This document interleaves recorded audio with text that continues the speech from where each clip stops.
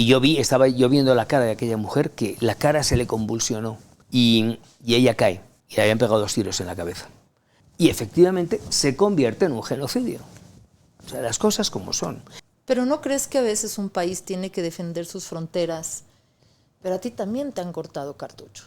Sí, joder. ¿Cuándo fue esa en vez? Pakistán, en la frontera entre Pakistán y Afganistán. ¿Cuál fue la entrevista más difícil y el por qué? Yo estaba con una angustia. Yo creo que ha sido la vez que más miedo he pasado. Porque yo pensé que me iban a ejecutar.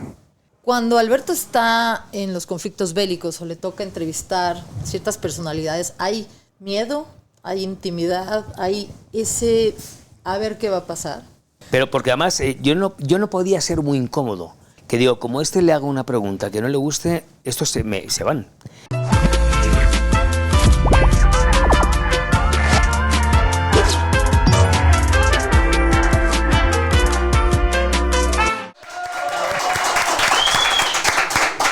Hoy tengo el gusto de tener a un hombre que admiro personalmente. Es periodista, locutor, escritor, ha hecho muchísimas cosas dentro de su carrera. Es estudiado por Harvard. Bueno, ha tenido en su haber entrevistas con Yasser Arafat, con Muammar al-Gaddafi, con Angela Merkel. Ha estado en más de 20 conflictos bélicos, Siria, Afganistán, bueno, y muchísimos más. Y ha tenido en su silla a otras personalidades que hoy le vamos a pedir que nos platique de todas sus experiencias y todo lo que ha vivido, porque de verdad tiene mucho de qué hablar. Hoy tenemos, ni más ni menos, a Alberto Peláez. Bueno, qué entrada, estoy maravillado. Alberto, fíjate que me da mucha curiosidad, porque tú cuando empiezas siendo locutor, pero te toca doblar una escena de película pornográfica, ¿es real? Sí, a ver, es que es importante contarlo, ¿no? Porque claro, has dicho así. Bueno, yo empecé muy jovencito, con 16 años, haciendo doblaje de películas en España. Y en aquel entonces, en aquella España de los años 80, finales de los 70, principios de los 80, se pagaba la convocatoria, el llamado, por un dinero, y entonces cada take costaba, cada take que hacías, pues te lo iban sumando y al final cobrabas tanto ese día, ¿no? Y las películas españolas, porque en España se dobla todo, hasta las películas hechas en España por españoles, ¿no? Las películas españolas y las películas porno las pagaban doble.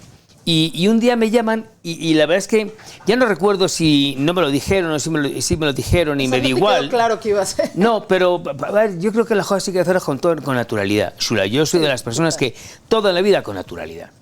Y la cosa es que llego a la escena, llego a la sala, me llaman, Alberto Peláez, y llego, y claro, me encuentro en una pantalla, porque en los años 80, una pantalla grande, pues te puedes imaginar, ¿no? Un chico joven dándolo todo a una señora de 40 años. Pero quien está a mi lado era Selika Torcal, que era una gran actriz española, íntima amiga de mis padres. Y entonces todavía más conflicto para tu Cuando persona. yo veo a Selika, imagínate, ¿no? yo me encuentro en el atril, me encuentro a Selika, y me dice, hola Alberto guapo, ¿cómo están tus padres?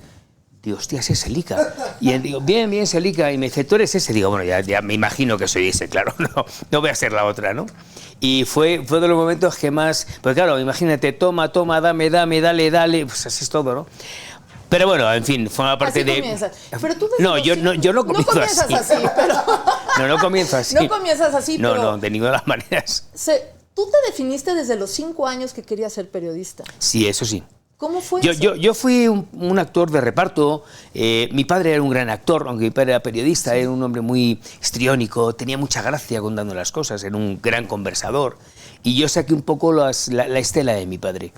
Y a los 5 o 6 años, en la España de los finales de los 60, de principios de los 70, esa España en blanco y negro, que así se escribía la historia porque había una dictadura de Franco, yo veía en mi casa, veía muchas máquinas de escribir, las famosas antiguas Olivetti, y los tomavistas, y los narradores de radio, y tantas cosas. Y yo veía que mi padre salía, entraba, hablaba con México, con aquel México largo, lejano, profundo, porque estaba en la otra parte del Atlántico, por teléfono, y tardaba mucho tiempo en hablar por teléfono con ellos.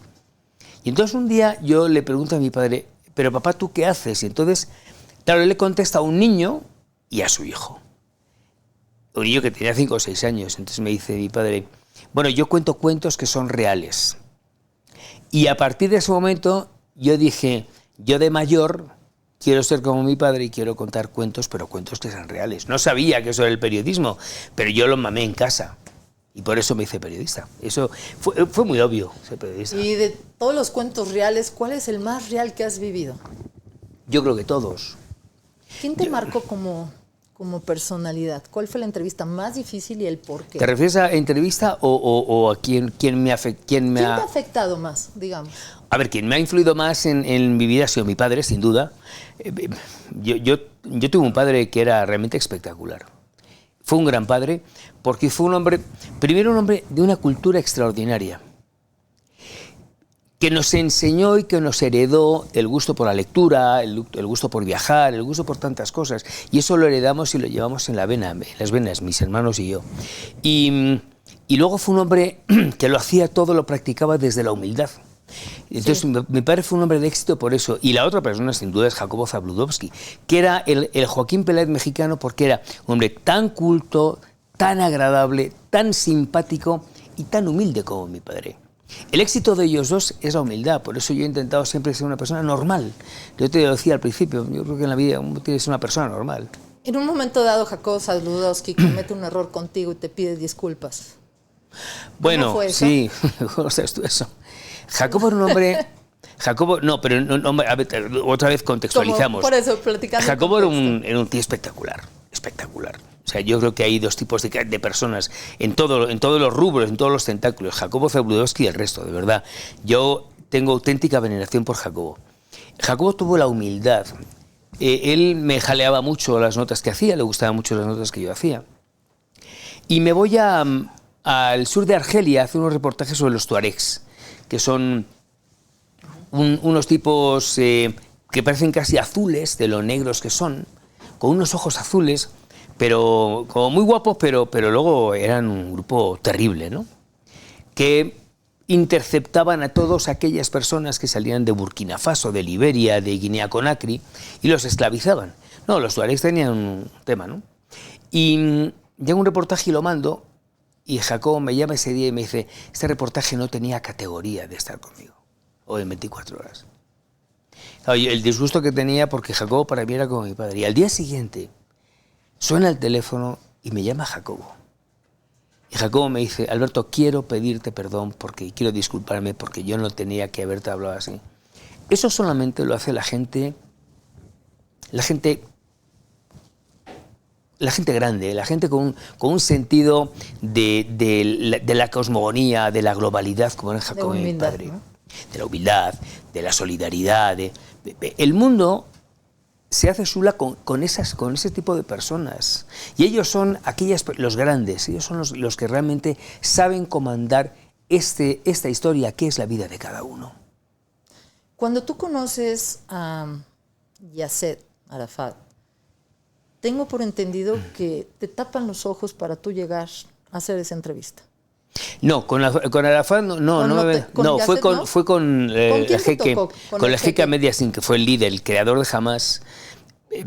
Con Arafat me estuvieron dando muchas vueltas hasta las 4 de la mañana, porque Arafat era un proscrito de la justicia. Arafat ya había sufrido 7 atentados. Entonces, claro, y estábamos en un Túnez completamente perdidos, porque él vivía en muchos lugares, pero su base fundamentalmente estaba en Túnez. Te hablo del año 91, 92. Y Arafat, que era un terrorista. Sí, tal cual. Era un terrorista que podría tener una serie de causas que podrían ser muy legítimas. Pero la legitimidad se pierde en el momento en el que tú coges un arma. Aunque ya lo había advertido, ¿eh? En el año 74, que fue el 73 o 75, Arafat va a Naciones Unidas. Y él da un discurso histórico, el que dice, esto se puede arreglar, el tema con Israel, o así, con una rama de olivo, o así, con un arma. Ustedes escojan. Como nadie se ponía de acuerdo, porque tampoco interesaba ponerse de acuerdo, pues se empezó a disparar. Ahora, ¿que eso es legítimo? No. Podría ser muy legítimo hasta el momento que empuño un arma. En el momento que tú empuñas un arma, dejas de tener cualquier tipo de legitimidad. Hoy, ¿cómo ves el conflicto en Medio Oriente? ¿Qué opinión te da de que han tratado de arreglar las cosas, si es que, pero...? Aquí hay que remontarse hace muchos años. O sea, esto no es una cosa del 7 de octubre del 2023. Si arrancamos la historia desde el 7 de octubre del 2023, aunque hay que arrancarla mucho antes, y hablamos también de eso, ¿quién es el responsable? Pues, efectivamente, jamás. Claro que es jamás. Entre comillas, porque yo he estado en Gaza, muchas veces, y yo no me creo bajo ningún concepto, mi querida Shula, que no supiera Benjamin Netanyahu que por ahí iban a salir 2.000 tíos. Ahí había, yo lo he visto, es que no me lo han contado, yo lo he visto. Hay drones, cámaras hasta debajo de las piedras, o sea, es imposible que no 2.000, uno, y salen 2.000 en comandos diferentes. Eso es imposible. Pero bueno, el hecho es que estos terroristas matan a centenares de personas. Y eso es un delito de lesa humanidad. Efectivamente. Ahí no hay vuelta atrás. Ahora, punto y aparte. Una cosa es eso y otra cosa es que en lugar de haber buscado objetivos selectivos, tú entres de manera indiscriminada y te cargues a 70.000. A lo mejor no son 70.000 porque son datos de Hamas. A lo mejor son 50.000 o 40.000. Son muchos en todo caso. Eso no es permisible. No. Y efectivamente se convierte en un genocidio. O sea, las cosas como son.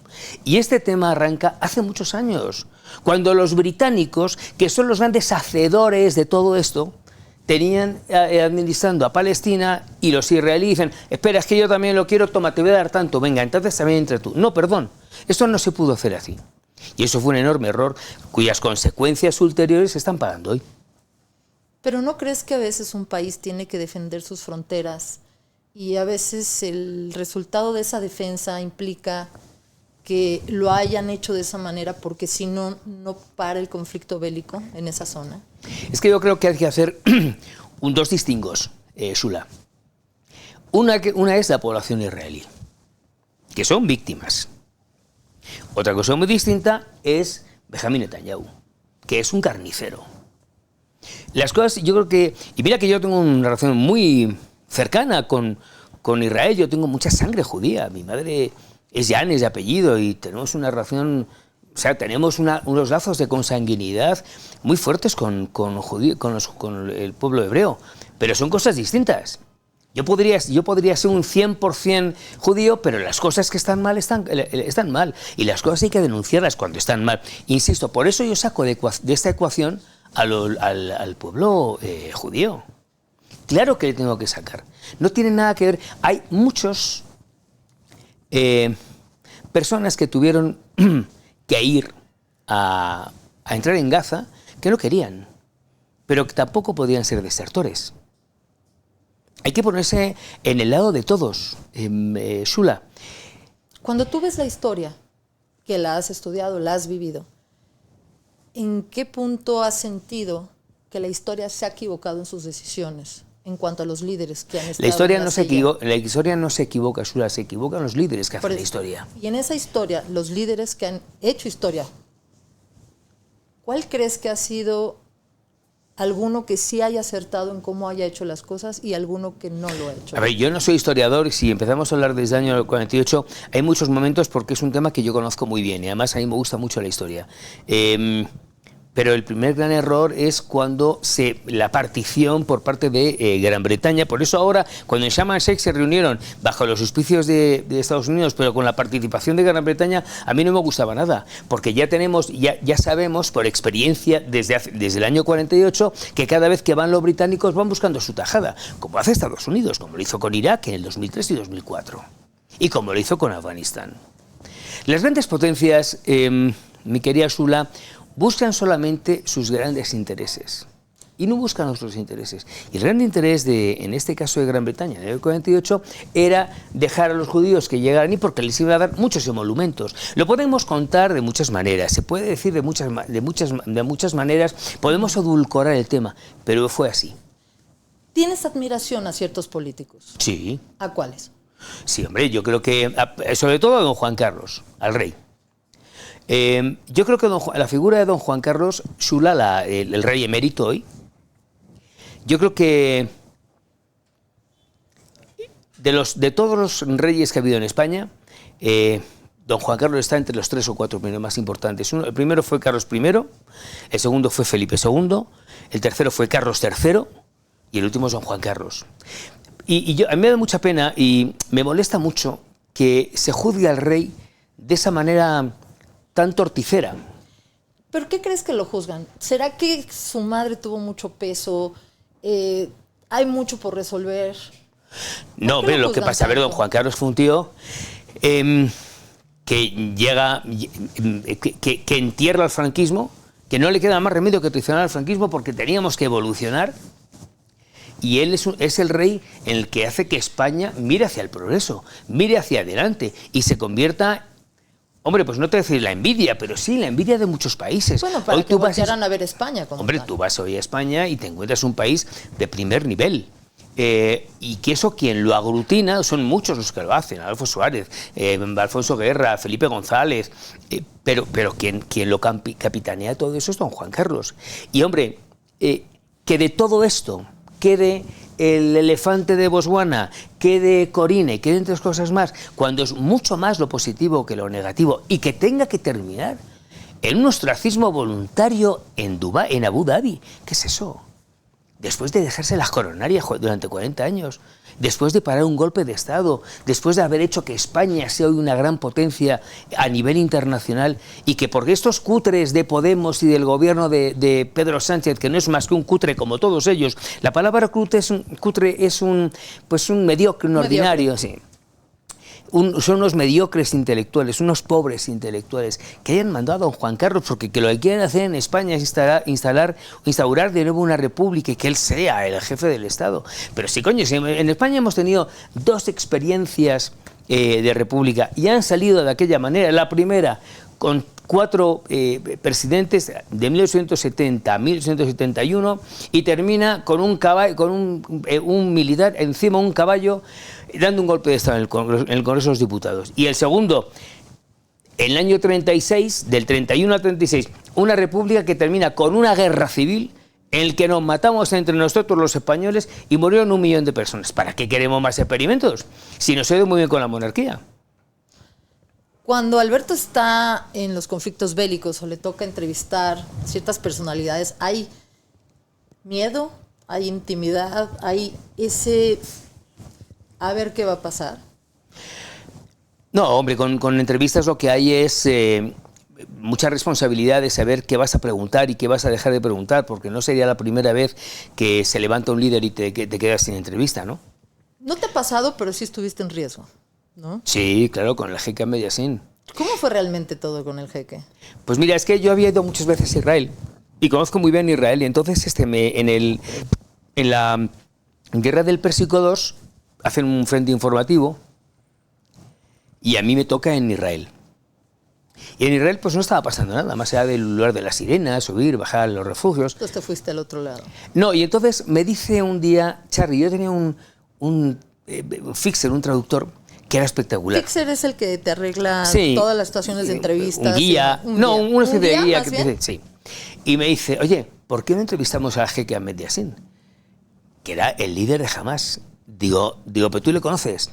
Dice, no, pues yo conozco a gente que le conoce. Bueno, pues pregunta, si él no va por delante, porque además al jeque Ahmed Yassin prácticamente nadie le había entrevistado, porque Yassin fue el mayor azote de Israel, y de hecho, un año después de la entrevista, lo mataron.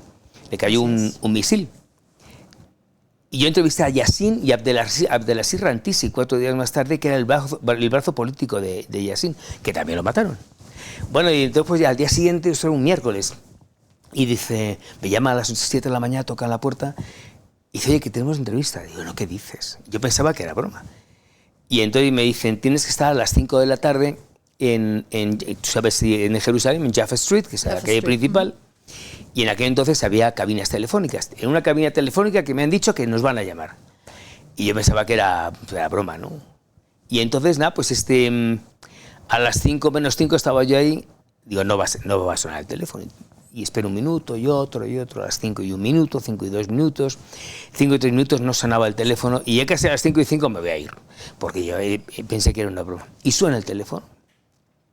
Y entonces contesto, hello, y alguien, una voz masculina, en inglés, con un acento muy árabe, me dice, I'm the painter, soy el pintor, mañana tiene que estar usted en el puesto de Eretz a las 7 de la mañana para entrevistar al jeque. Al día siguiente estábamos, no pegué ojo en toda la noche, a las 7 de la mañana, porque para mí era la entrevista. A las 7 de la mañana estábamos en el puesto de Eretz, dejamos los pasaportes, una caserna que estaba blindada y empezamos a caminar. Hay cuando tú pasas de Israel a Gaza, hay como unos 200 metros, además la bienvenida no es la mejor, porque son tiroteos y más tiroteos y tal. Al llegar, esto lo digo, siempre digo que no me di cuenta por qué fue todo tan rápido. Yo cuando quise darme cuenta tenía 3 tíos encima. Me agarran, uno me venda los ojos y me meten en un coche. Y entonces me han secuestrado, porque en aquel entonces comenzaban los secuestros de periodistas, de turistas, y a los periodistas les cortaban la cabeza. Y entonces yo estaba con una angustia, yo creo que ha sido la vez que más miedo he pasado. Estaba casi descontrolado, porque yo pensé que me iban a ejecutar. Y entonces pasó mucho tiempo, pasaron como 4 o 5 horas dándome vueltas por todo Gaza, y yo quería tener referencias porque conozco muy bien Gaza y entonces había ido muchas veces y visuales no tenía porque me habían vendado los ojos y acústicas tampoco porque estaba la música a todo meter, estaban todos riéndose los que estaban ahí, ¿no? Entonces en un momento determinado el coche para y abren la puerta y entonces yo escucho a un muecín llamando al rezo. Yo estoy cerca de una mezquita. Y escucho también el oleaje del mar. Y entonces en una playa de Gaza, cerca de una mezquita. Entonces, con la misma violencia me sacan y me meten en una casa.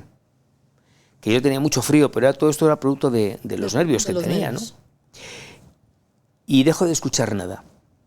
Y a los pocos minutos se abre una puerta, escucho que se abre una puerta y alguien empieza a quitarme la venda. Y cuando me quita la venda tenía enfrente al jeque Ahmed Yassin. Y fue un alivio para mí tremendo, porque yo pensé, bueno, digo, esto es lo que querían, es que yo no me enterara dónde estaba Yassin, para que yo no fuera un colaboracionista de nadie.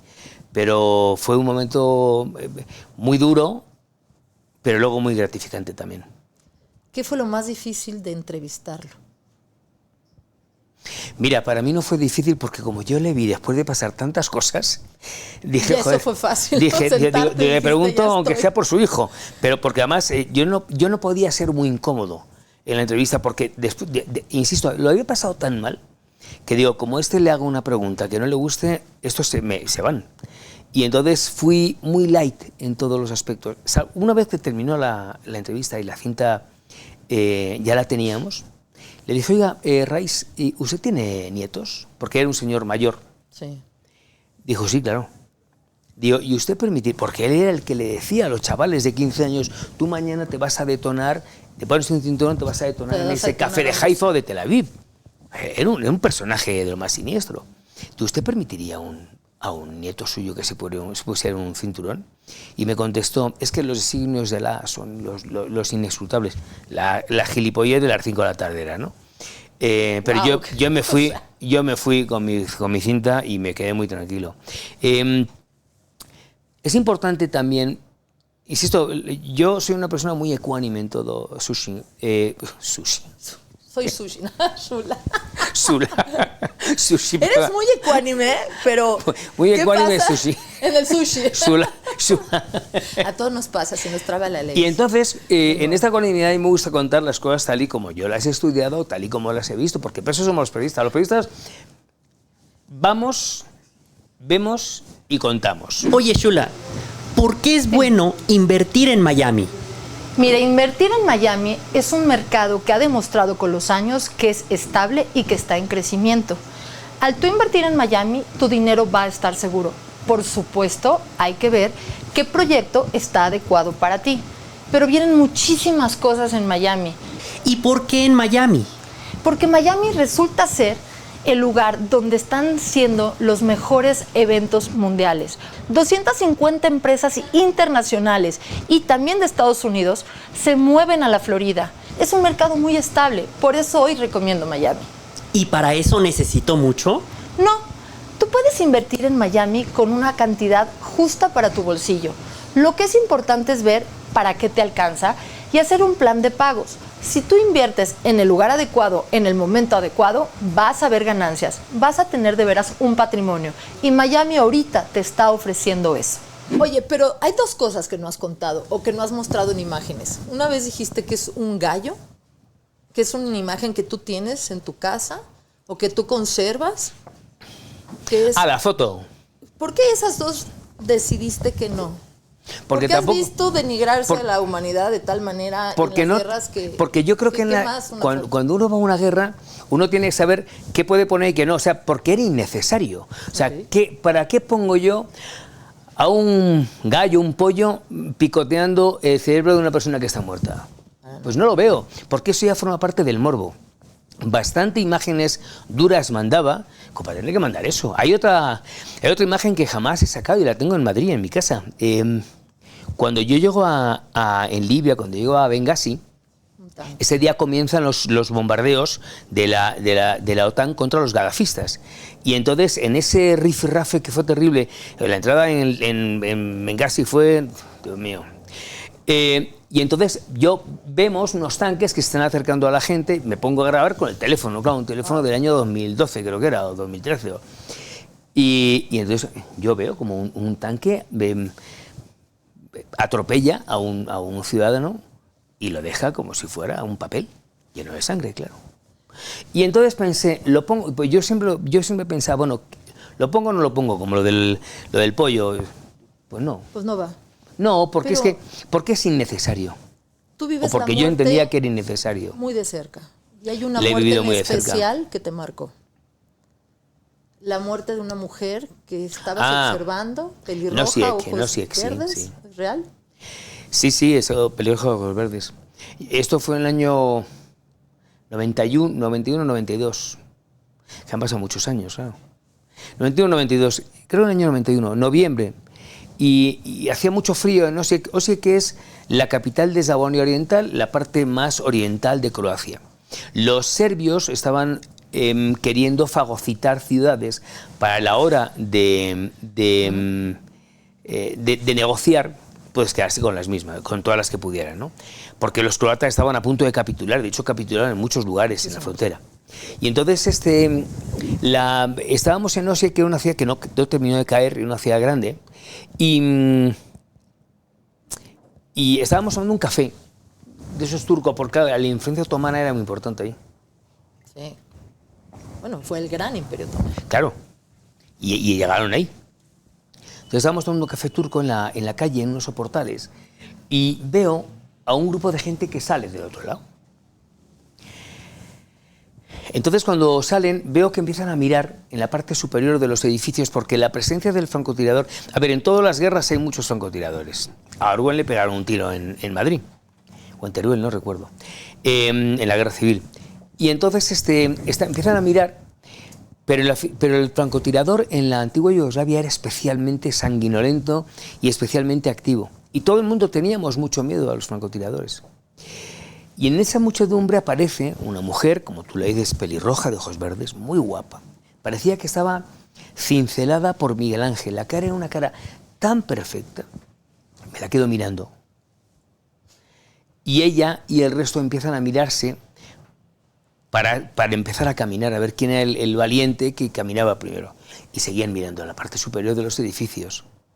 Y yo seguía mirando a esa mujer. Es que esta es una imagen que han pasado muchos años y lo recuerdo perfectamente. Entonces alguien que empieza a caminar y empiezan a caminar todos. Y yo seguía mirando a esa mujer, a los ojos de esa mujer. Y ella seguía mirando hacia arriba y hacia adelante, mirando siempre hacia adelante, ella y el grupo. Cuando quedan como 2 o 3 metros, se escuchan 2 detonaciones. Y estaba yo viendo la cara de aquella mujer, que la cara se le convulsionó. Y ella cae. Y le habían pegado 2 tiros en la cabeza. y muere el acto. Entonces salimos a socorrerle y empezaron a dispararnos a nosotros. Tuvimos que replegarnos. El cadáver de esa mujer estuvo día y medio sin que nadie pueda hacer nada. Y es verdad que aquella imagen me impactó mucho, muchísimo. De hecho, yo quise volver a España, pero luego ya me quedé más tiempo. Pero a ti también te han cortado cartucho. Sí, joder. ¿Cuándo fue esa en vez? Pakistán, en la frontera entre Pakistán y Afganistán. Que han sido muchos sitios. Es que claro, 20 guerras, que estábamos 3 o 4 meses mínimo cada una, pues te Alberto, pasaba eso todos los días. ¿Cómo le hace una persona que siempre se pone al borde del riesgo por hacer su carrera, por ser profesional? Porque las guerras siempre estás en la línea. ¿Cuántos compañeros tuyos ya no los volviste Muchos. a ver? ¿Cuántas veces no estuviste en riesgo? ¿Cuántas veces no te pasó que si ibas a decir algo o hacías algo diferente por un segundo o por una palabra, pudiste ya no tenerte aquí conmigo, pues? Lo que ¿Por pasa, qué hacerlo? Lo que ¿Qué pasa, por Soli, es Alberto que para hacer esto? a mí me gustaba mucho lo que hacía. Yo siempre digo, y la gente piensa que estoy loco, pero yo fui inmensamente feliz en las guerras, la verdad. Me encantaba. Era la adrenalina, Eran muchas era cosas, era la adrenalina, era que conocías a muchos seres humanos completamente distintos, era que todo lo vivías con una intensidad que llegaba casi al paroxismo, era que veías de manera intrínseca el bien y el mal, eran muchas cosas. Pero cuando Y veías el mal, ese mal que lo veías, ¿no? Tantos muertos, tú alguna vez comentaste, ¿no? Llegué a ver a tantos zombies en Ruanda. En Ruanda, ¿no? Que fueron miles y miles. Miles. ¿Cómo se supera eso? ¿Cómo puedes llegar a dormir y decir, bueno, eso es allá y yo separo mi vida porque crees en la humanidad? Bueno, yo creo que, mira, el ser humano tiene una enorme capacidad de adaptación, ¿eh? Y te vas acostumbrando. Y en la guerra no vas a dormir, no duermes. En la guerra uno dormita, pero no duerme. O sea, cuando llegas a España te hace falta dormir 12 horas del tirón porque vienes con un déficit de sueño muy importante. Pero yo intentaba siempre diferenciar mucho lo que era mi vida personal y la guerra, porque no era mi guerra. Al final no era mi guerra. Yo podría estar muy solidarizado y me afectaban mucho las cosas. Pero yo tenía que entender, Suli, que no era mi guerra. Claro. Yo me tenía que ir a Madrid, mi guerra estaba en Madrid, mi guerra eran los semáforos de Madrid, y mi familia, mis amigos, mi trabajo, esa era mi guerra. Cada uno tenemos una propia guerra y nuestra guerra interna. Y lamentablemente yo tenía que dejar a aquella gente. ¿Cuántos niños vi morir? ¿Cuántas cosas vi? Pero yo tenía que salirme lo máximo. Y luego, conforme te casas y tú tienes hijos, entonces se convierte en algo realmente, en un infierno, que es muy difícil de poder sobrellevar. Pero, insisto, yo fui muy feliz en las guerras, muy feliz. Porque me descubrí a mí mismo, porque pude entender mucho mejor al ser humano. Alguien se va a matar por ahí. No te preocupes. Porque pude entender mucho mejor al ser humano. Okay. Y porque pude entenderme también a mí mucho mejor. O sea, te entendiste como ser humano y a ti como persona. Pero no es lo mismo hacer las cosas cuando uno es más joven, que a lo mejor no mides el peligro, a que cuando van pasando los años. Bueno, a ver, yo de hecho, muchos me han preguntado, ¿usted volvió a una guerra? Pues la respuesta es que sí. Pero claro... Bueno, 37 años estuviste en Televisa, ¿no? Pero 37, ya tenías más, ¿no? O sea, estuviste sí, también... yo llevo 45 en el periodismo. Pero la respuesta es que sí, insisto, porque a mí me gusta mucho lo que hago. Lo que pasa es que es verdad que hoy lo haría de una manera distinta. A ver, yo tengo afortunadamente la experiencia de un corresponsal de guerra que está en 20. Y hoy, yo hoy me pregunto, ¿dormiría o pasaría la noche en un costal de arena en primera línea teniendo el enemigo a 15 metros? La respuesta evidentemente es que no. Ya no. Y lo hice. Pero hoy yo cubriría la guerra de una manera completamente distinta. Por supuesto te juegas. Ahora? ¿Por qué ya no la cubres? O sea, regresarías pero como independiente, ¿no? Y dices, la guerra cuesta, ¿no? Porque también es llevar cámaras, hay que pagar un hotel, o lo que sea, pero hay que pagar la mordida para que no, lo que sea, no, es muy caro. ¿No? Y es muy caro. O sea, cubrir una guerra yo no iría, porque además, primero te hace falta mucho dinero. Segundo, te hace falta cierto aparataje que te envuelva, que te ayude. Y yo estoy independiente, yo no tengo ya edad para hacer esas cosas. Ni me apetece hacer esas cosas. ¿Y cómo la cubriría? Joder, muy sencillo. A ver, yo me jugaba la vida antes en las guerras todo el santo día y estábamos Juanito y yo todo el día en primera línea y entonces íbamos a ver qué más podía pasar cuando ya no podía pasar nada más que nos pudieran matar o nos pudieran herir. Yo no estoy para eso. Cuando fuimos mira, en el año 2012 creo que fue, cuando fuimos a Libia, ahora con el tema de los tanques, yo a Juan le decía, mira Juanito, mañana vamos a Brega. Juanito era tu... Juan, mi cámara. Nos vamos a Brega. Vamos a primera línea. Vamos a estar 3 horas. Graba todo lo que puedas. Hacemos los stand-ups, las entrevistas. Graba todo porque luego, hasta dentro de una semana, yo no vuelvo. O sea, ¿qué necesidad tienes de estar yendo todos los días 10 horas para que te peguen un tiro? Cuando ya a mi edad, yo no voy a estar viviendo ahí. Yo me voy a una guerra, lo cubro y me vuelvo. Y luego voy las veces que hagan falta. Pero estar para que te peguen un tiro tampoco tiene sentido. ¿Por qué tu padre te llegó a decir que hay que pedirle perdón al éxito? Perdón por el éxito. Yo tenía somos 5 hermanos y de todos yo era el más hablador, el más conversador, el más, como mi padre, muy histriónico.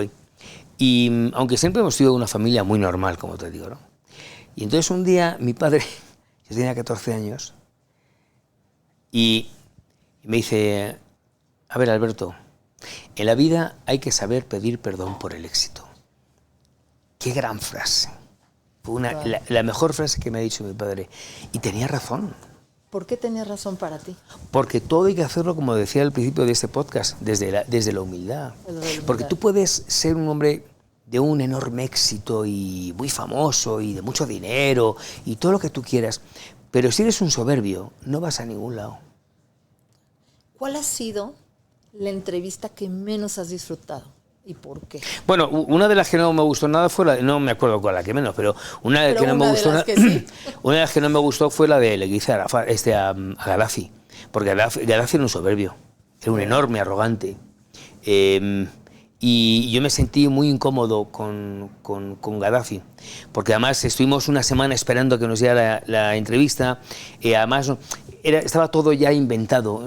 Yo pensaba que iba a ser en el Palacio Presidencial y nos mandan fuera de Trípoli, estuvimos 2 horas en un coche corriendo a toda velocidad, y él se mete en el desierto, eran las 7 de la tarde, entonces todo estaba perfectamente planeado, la tierra era cobriza, no era una tierra clásica, un desierto normal, y vi, también con estos ojos, la famosa guardia pretoriana de Gaddafi, que eran mujeres bellísimas.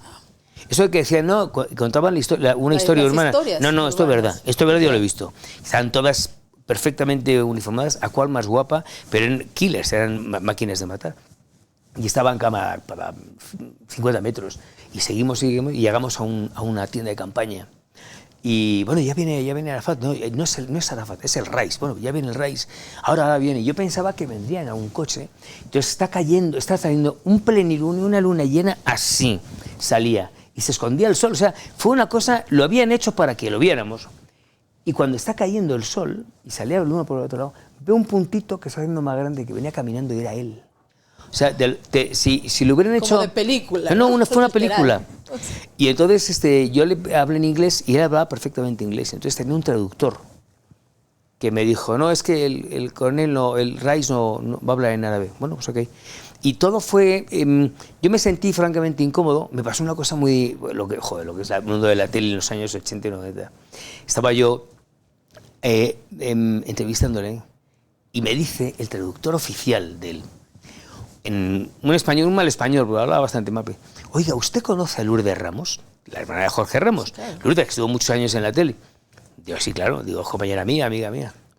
¿Usted podría decirle que el traductor oficial del Rais, Muammar Gaddafi, está enamorado de ella? Digo, eso y cuando la vi, digo, Lourdes, a Libia no vayas, porque seguramente no vuelvas. No sales. Sí. Pero tú llegaste a comentarle o hacerle una pregunta que lo incomodó, ¿no? Pero eso fue Arafat, yo creo. No. A ver, recuérdame. No, ¿fue con él? ¿O fue con alguien que le dijiste, ¿usted qué haría para ayudar tal cuestión de tal conflicto? Y te dijo, no me preguntes cosas, soy el presidente. Eso fue Arafat, sí. ¿Fue Arafat? Arafat era un tío, en la distancia corta ganaba mucho. Y claro, yo era un chaval de 26 años o 25 años, yo era un niño. ¿Cómo se lo preguntaste? Entonces, le miro, porque yo lo que estaba quería que me dijera las relaciones que él tenía con Saddam, ¿no? Entonces le digo en un momento determinado, oiga, digo, pero ¿usted ayudaría a Saddam Hussein en su guerra con su grupo terrorista, que era la OLP? Y el tío me mira, pero me mira con descorzo, perdonándome la vida. Y el tío dice, no se olvide que eso está hablando con el presidente de la Autoridad Palestina. Bueno, y volví a preguntárselo, se lo pregunté 3 veces. ¿Y no te lo contestó? Y al final lo que me dijo, dice, nosotros somos las víctimas. Y yo luego pensé, con 50 años o con la edad que tengo yo hoy, ¿se lo hubiera preguntado así o no? Claro, cuando uno es joven, te atreves a hacer un... En la juventud, cosas, ¿no? Uno cree que tiene... que no le han puesto puertas al campo. El campo es abierto. Y uno piensa eso. Y cuando vas a la guerra, uno piensa, no, le han matado a fulano y al otro, pero a mí no me va a tocar, y al de más allá. Y no, claro que te puede tocar. No, es muy importante que en la vida tengamos claro que... te puede tocar todo lo que a cualquier ser humano le puede tocar. Y claro que nos podían matar, y claro que Gaddafi, Arafat se puede haber levantado, me hubiera dicho... Bueno, ahorita que mencionas a Gaddafi, entonces él aparece como así una luna y va caminando como película. Se mueve el Gaddafi, sí. ¿Y cómo es cuando te ve de primera? Pues es muy imponente. Fue muy imponente porque ya no está, ya se lo cargaron, y además se lo cargaron como mueren muchos dictadores. A este le mataron a pedradas. Claro, cuando tú tienes sojuzgada a la población y la tienes sojuzgada de esa manera, pues claro que puedes terminar así. ¿Qué es lo que le puede pasar a Maduro? ¿Qué le pasó a Saddam? En la cárcel de Abu Ghraib, que yo estuve en esa cárcel, que además era un ambiente enormemente denso, ahí lo matan, le ponen una soga y lo matan. Claro. Es que uno tiene que entender que estamos en el siglo XXI, y en el siglo XXI nadie puede transgredir el Estado de Derecho, y ya no caben los dictadores, los dictadorzuelos, ni como era en el siglo XIX, ya eso se terminó, parte del siglo XX. Eso ya no cabe, ya no cabe. ¿Hay algún presidente de Latinoamérica que admires? ¿O de los que hayas entrevistado, que en la entrevista te ha hecho un diferencial lo que te haya contestado dentro de las preguntas que le hayas hecho?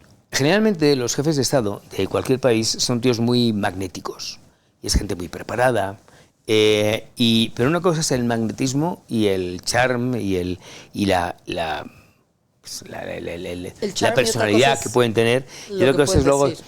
me hubiera mucho... nunca entrevisté, de los que he entrevistado no, y he entrevistado a muchos. A ver, es un abrevadero para ti. ¿A quiénes has entrevistado? De México a casi todos, y bueno, luego no sé... de Cedillo, sí, Salinas, sí. ¿Y ninguno te marcó en sí en bueno, de las entrevistas? Salinas era un hombre enormemente inteligente. Cuando él escribe aquel libro de sus memorias con lo que había pasado con su hermana y con todo eso, que eran 1000 y pico páginas, yo le entrevisto en Madrid.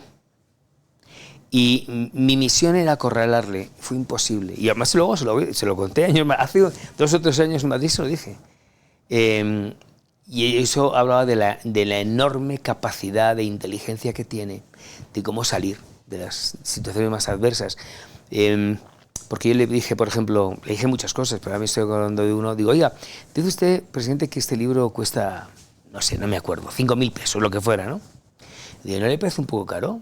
Para que la gente diga, muchos mexicanos que no pueden acceder a su libro. Dice, qué bueno que me lo pregunta, porque mire, es que acabo de donar 10.000 libros a diferentes bibliotecas en México. O sea, un tío que la verdad, librerías, es un tío que es un hombre que tiene clarísimo qué quiere y por dónde pisa.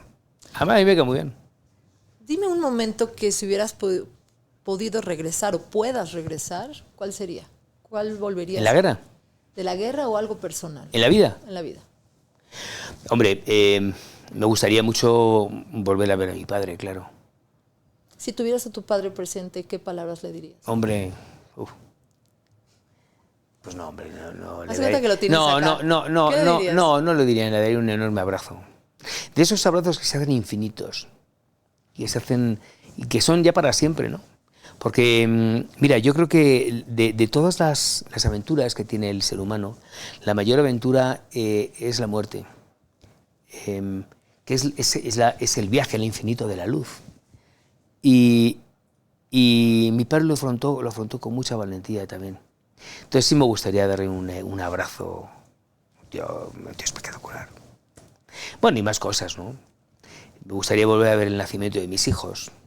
¿De verdad? Sí. ¿Es algo que te Me vuelve a encantaría. despertar el amor? Sí, por- sobre todo el de mi hija Constanza. Y te hace porque es que, ya sabes que en España la gente es muy osca y muy borde, ¿no? Entonces, yo creo que hay 4 o 5 momentos del ser humano que dices, ese es un momento vital. Cuando te casas, cuando muere alguien, lo que estudias y cuando el nacimiento de tus hijos. Tú eres madre y no hay cosa más sublime que eso, ¿no? Bueno, voy con Mónica en Madrid a hacer el chequeo. Te hablo hace 26 años, ¿no?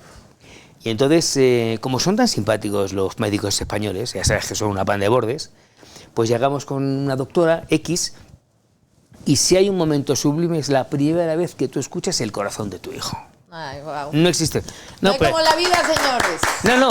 Bueno, todo esto que estamos celebrando, a mí esta tía me lo aguó. ¿Por qué? Llegamos Mónica y yo y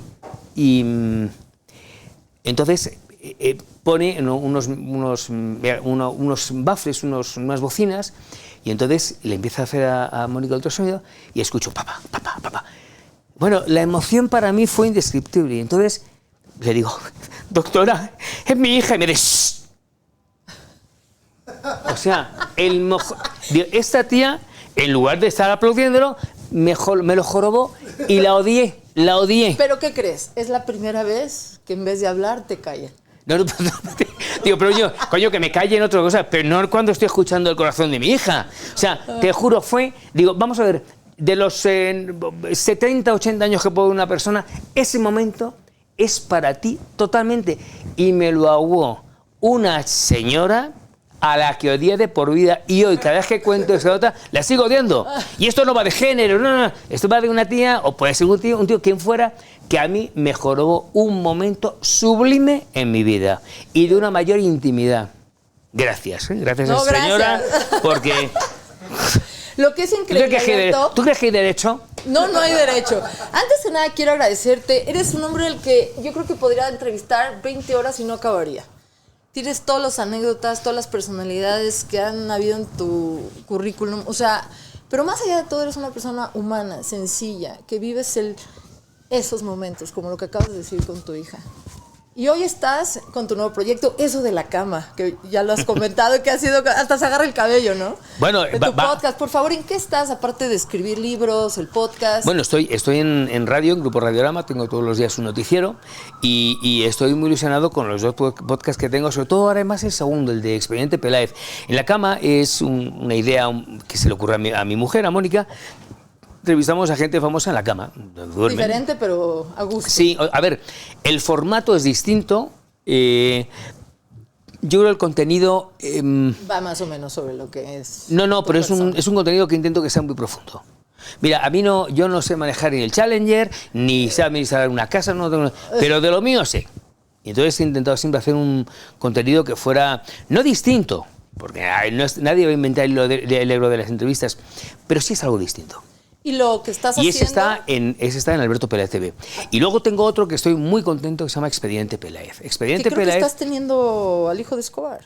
vino O en una vino, ocasión, ¿no? sí. O uno. Ujú. Sí, este es un podcast, es de mesa de debate con expertos. Entonces hicimos 2 de inteligencia artificial, 2 de la inmortalidad, 3 de vida después de la vida, las apariciones espectrales, los milagros,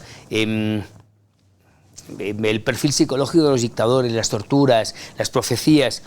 Es un tipo de contenido que a la gente le gusta, pero además en la mesa de debate hay gente muy experta. Está, por ejemplo, Alfred Sonnenfeld, que es el secretario particular del Papa Benedicto XVI. Está Olaf Estudillo, que es el mayor investigador de cáncer de América Latina. Hay una sección que se llama We Are Back, con Kasia Widelko y Valentín Larraqui. Pero no es BAC, B-A-C-K, no, es W-A-K. ¿Y lo encuentran en el mismo canal tuyo? Sí, en Alberto Peláez TV. En Alberto Peláez. Ojalá se puedan suscribir porque de verdad, no es por nada, pero está francamente muy bien. Es muy interesante, es una mesa de debate que van a encontrar temas que a la gente le interesen. No son ni política, ni economía, no, es otro tipo de actualidad. Pues yo solamente quiero agradecerte, a ustedes también agradecerles y como él, suscríbanse si les hemos sacado una sonrisa, algo en qué pensar, ya saben, aquí somos familia y lo ideal es que ustedes estén con nosotros siempre y se entretengan y se diviertan. Hoy tuvimos a Alberto Peláez.